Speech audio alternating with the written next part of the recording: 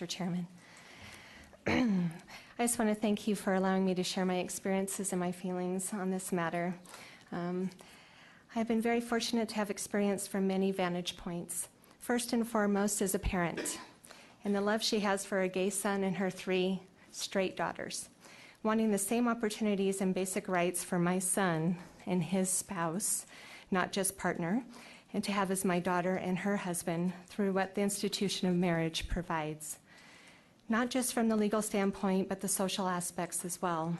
I lived and loved the Mormon faith, and when my son came out in high school, I had a church point of view that if marriage should only be between a man and a woman, no exceptions.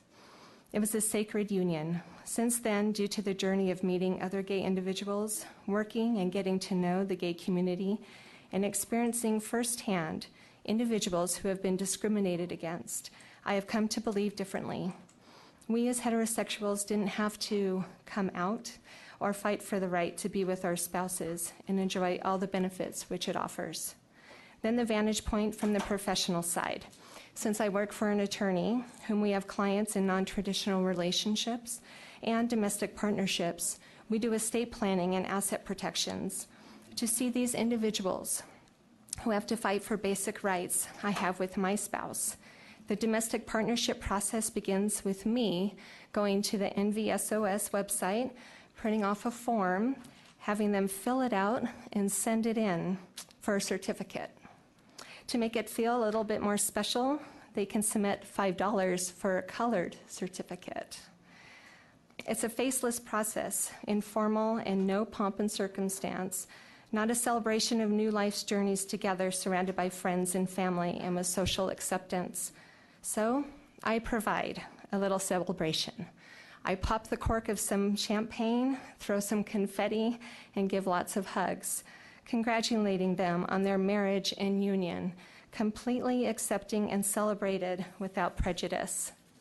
Then there's the most heart-wrenching. Those partners not being able to be with their loved ones, some together for years, some being their partner's only support system during medical times or even on their deathbeds because they are not each other's spouse or family. It's a travesty to me. We have placed the GLBT community in the back of the bus. Most of the opposed express that domestic partnership is the same as marriage. What more Ms. should the Manke, gays pardon want? me for interrupting you. I appreciate your being here. I appreciate your testimony, but we have hit our time limit. Thank you very much. And any other testimony you have, if you'd submit it, and we will go over it. Thank you for being here. Oh. And I think I see some of our youngest witnesses. I know, and I just here. want to thank her very much for being here. Would you state your name for the record, your names? And please make sure you turn your microphone on. It's that little button in front of you. Dalia Zaki, DALIAZAKI. Good afternoon, Assembly, Orange Hall, and the Assembly Legislative Operations and Elections Committee. My name is Dalia Zaki, and I'm 11 and a half years old, and I'm in the 6th grade. I was born in Las Vegas. My family, that's 2 moms, and my brother moved to Reno last summer. Good afternoon. I'm Khalil Zaki. I'm 9 years old in the 3rd grade and also in the Gifted and Talented program.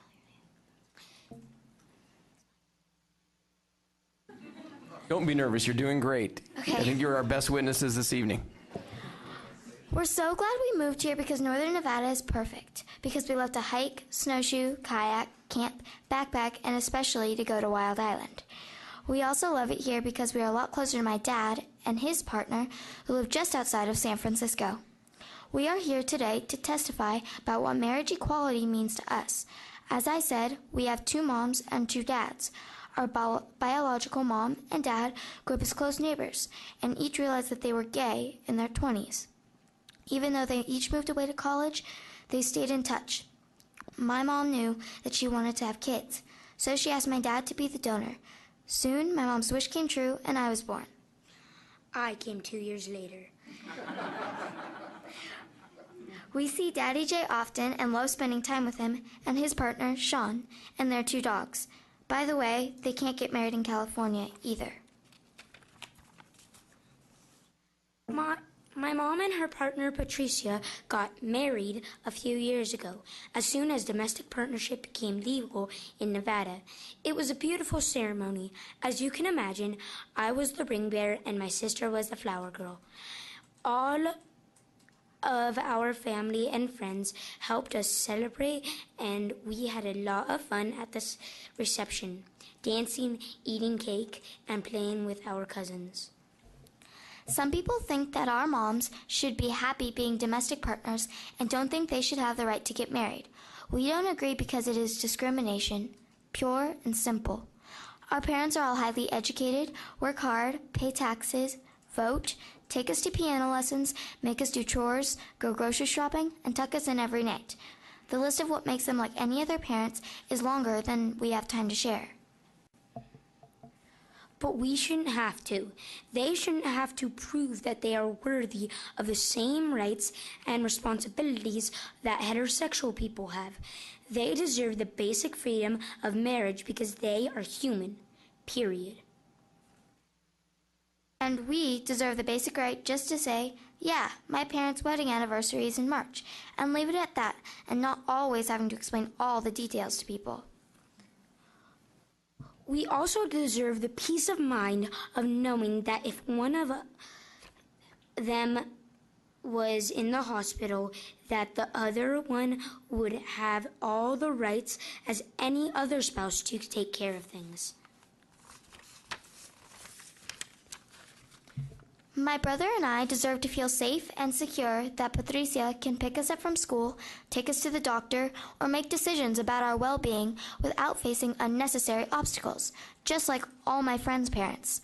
I think that the sexual orientation of my parents has a lot to do with the quality of my character. For as long as I can remember, I've known that discrimination against anyone is wrong. Marriage equality will have positive implications for our state and society. Do you have any idea how many times I hear, "That's so gay," and other kids calling each other fags and lesbos in middle school? I even know of a 2-year-old who wore a kilt to a piano recital, and the parents around him were telling the mom that he was going to be gay. It's always used as an insult, even if people don't know what it means. And I have to make this choice several times a day to either speak up or remain silent, knowing that if I say something, I risk insult or even physical violence.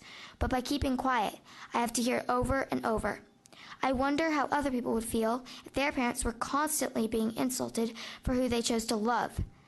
I'm faced with this discrimination every day at school, in the halls, at lunch, and on the bus. Maybe if marriage equality passed, giving gay and lesbian couples relationships the recognition and respect that they deserve, using gay as an insult may become more the exception than the rule. We ask you to vote yes for marriage equality in Nevada. Thank you for allowing us to speak today. Thank you very much. You did a great job. Any questions for our young witnesses? Well, you did a great job. I think that some of the lobbyists and legislators around here could learn from you both.